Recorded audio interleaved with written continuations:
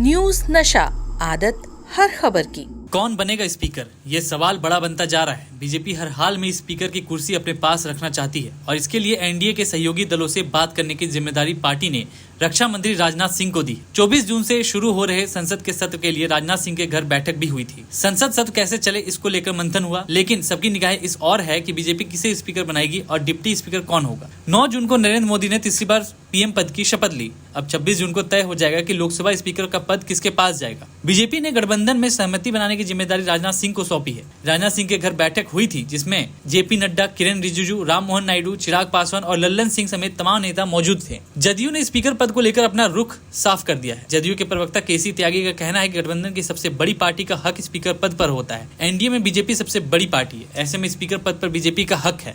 हम इसे लेकर एकदम स्पष्ट हैं और एनडीए को किसी तरह से कमजोर नहीं करना चाहते। हालांकि बीजेपी में ऐसा देखा जाता है कि जिनके नाम पर चर्चा होती है उनके नाम लिस्ट में कहीं नहीं होते, बल्कि चौंकाने वाले नाम सामने आते हैं। ऐसे में स्पीकर के नाम को लेकर अभी सिर्फ कयास लगाए जा रहे हैं। विपक्ष बार बार कह रहा है कि जदयू और टीडीपी को स्पीकर और डिप्टी स्पीकर पद के लिए कोशिश करनी चाहिए। संजय राउत पहले ही कह चुके हैं कि अगर टीडीपी उम्मीदवार उतारती है तो इंडिया गठबंधन समर्थन करेगा। लोकसभा में बात अगर नंबर गेम की हो तो एनडीए के पास 293 सांसदों का समर्थन है, वहीं इंडिया गठबंधन के पास सिर्फ 233 सांसदों का समर्थन है। बीजेपी के ओडिशा से आने वाले सीनियर नेता एवं लगातार 7 बार के सांसद भर्तृहरि महताब को लोकसभा का अस्थायी अध्यक्ष प्रोटेम स्पीकर नियुक्त किया गया है। इस पर विपक्ष ने अपनी आपत्ति दर्ज करवाते हुए कहा था कि सरकार ने इस पद के लिए कांग्रेस सांसद के सुरेश के दावे की अनदेखी की है, जो 8 बार के सांसद हैं। संसद के दोनों सदनों में टकराव की संभावना भी है। इसकी शुरुआत प्रोटेम स्पीकर पर नियुक्ति के साथ ही हो गई है। विपक्ष के आरोपों को लेकर संसदीय कार्य मंत्री किरेन रिजिजू ने कहा है कि महताब लगातार 7 बार के लोकसभा सदस्य हैं, जिसके चलते वह इस पद के लिए उपयुक्त हैं। उन्होंने कहा कि सुरेश 1998 और 2004 में सदस्य नहीं थे, जिस कारण उनका मौजूदा कार्यकाल निचले सदन में लगातार चौथा है।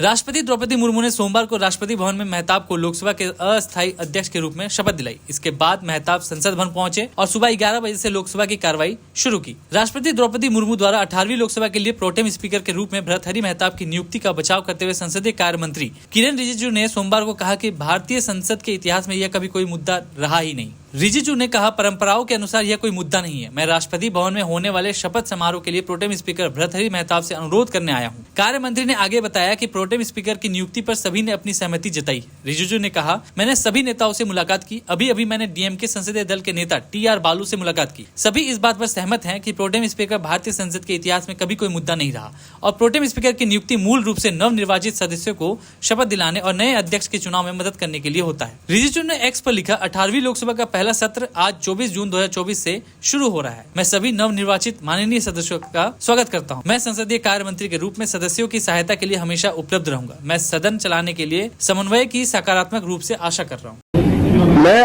आज के दिन में सिर्फ इतना ही कहना चाहता हूं कि देश का जनादेश, मैंडेट ऑफ द पीपल, देश के जनता ने जो निर्देश दिया है उस निर्देश का पालन करना है।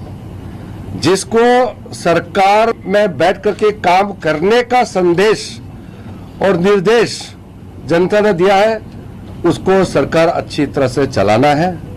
जिसको विपक्ष के भूमिका निभाने के लिए निर्देश दिया है उसको सकारात्मक विपक्ष का भूमिका निभाना है।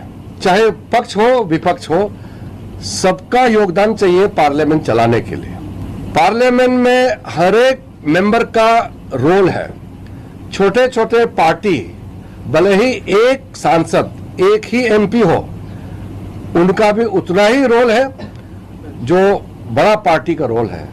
हर एक मेंबर ऑफ पार्लियामेंट का कंट्रीब्यूशन चाहिए पार्लियामेंट को अच्छी तरह से सुचारू रूप से चलाना। इसलिए मैं चाहता हूं कि हम सब पॉलिटिकल पार्टी मिलकर के दुनिया का सबसे बड़ा लोकतंत्र भारत का संसद, इसको अच्छा से चलाएं और हर एक पॉलिटिकल पार्टी को पूरा मौका जैसे देना चाहिए। नियम के मुताबिक राज्यसभा में हमारे अध्यक्ष होंगे, लोकसभा में जो स्पीकर होंगे, दोनों के गाइडेंस में और प्रधानमंत्री जी का दूरदृष्टि विजन है, उसके हिसाब से हम अच्छा संसद का सत्र चलाएंगे, ऐसा हम उम्मीद रखते हैं। इसलिए इसमें ऑपोजिशन रूलिंग रोल अलग अलग है, मकसद एक है, देश का सेवा। और पार्लियामेंट में अच्छा बहस हो, कंस्ट्रक्टिव डिबेट एंड डिस्कशन होना चाहिए, ये देश का अपेक्षा है। इसलिए मैं मानता हूं कि सब लोग मिल करके योगदान करेंगे और जो आगामी लोकसभा राज्यसभा का सेशन होगा उसमें सब लोग मिल करके हम सकारात्मक भूमिका निभाएंगे, मेरा अपेक्षा है। आपके माध्यम से भी मैं अपील करता हूं कि हम सब का दायित्व है कि देश का जनता ने हमको भरोसा जताया है देश चलाने के लिए और मजबूत लोकतंत्र होने के लिए बहुत अच्छा वाइब्रेंट पार्लियामेंट होना जरूरी है। इसलिए अच्छा पार्लियामेंट चले, यही हम सब से अपेक्षा है।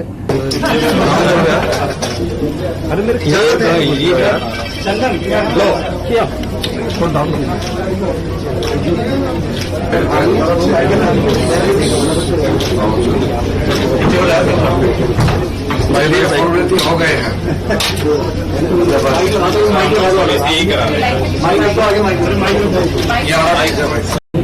मैं आज के दिन में सिर्फ इतना ही कहना चाहता हूं कि देश का जनादेश, मैंडेट ऑफ द पीपल, देश के जनता ने जो निर्देश दिया है उस निर्देश का पालन करना है।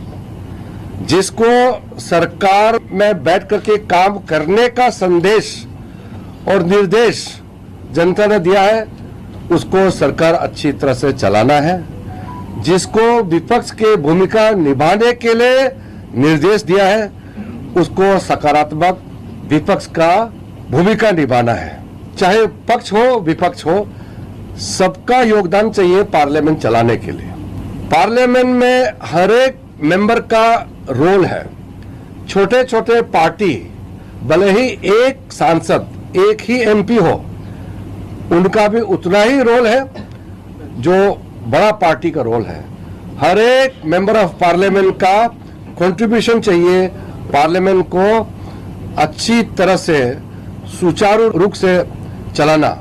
इसलिए मैं चाहता हूं कि हम सब पॉलिटिकल पार्टी मिलकर के दुनिया का सबसे बड़ा लोकतंत्र भारत का संसद, इसको अच्छा से चलाएं और हर एक पॉलिटिकल पार्टी को पूरा मौका जैसे देना चाहिए। नियम के मुताबिक राज्यसभा में हमारे अध्यक्ष होंगे, लोकसभा में जो स्पीकर होंगे, दोनों के गाइडेंस में और प्रधानमंत्री जी का दूरदृष्टि विजन है, उसके हिसाब से हम अच्छा संसद का सत्र चलाएंगे, ऐसा हम उम्मीद रखते हैं। इसलिए इसमें ऑपोजिशन रूलिंग रोल अलग अलग है, मकसद एक है, देश का सेवा।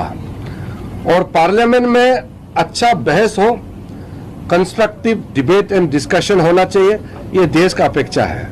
इसलिए मैं मानता हूं कि सब लोग मिल करके योगदान करेंगे और जो आगामी लोकसभा राज्यसभा का सेशन होगा उसमें सब लोग मिल करके हम सकारात्मक भूमिका निभाएंगे, मेरा अपेक्षा है। आपके माध्यम से भी मैं अपील करता हूं कि हम सब का दायित्व है कि देश का जनता ने हमको भरोसा जताया है देश चलाने के लिए और मजबूत लोकतंत्र होने के लिए बहुत अच्छा वाइब्रेंट पार्लियामेंट होना जरूरी है। इसलिए अच्छा पार्लियामेंट चले, यही हम सब से अपेक्षा है।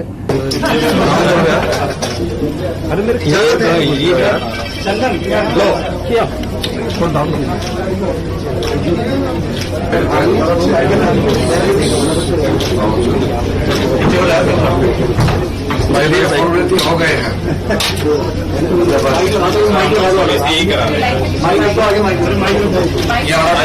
और आप हमसे जुड़े रहने के लिए सब्सक्राइब करें YouTube पर, फॉलो करें Twitter पर और लाइक करें Facebook पर। और ज्यादा जानकारी के लिए आपको टाइप करना होगा सिर्फ न्यूज़ नशा।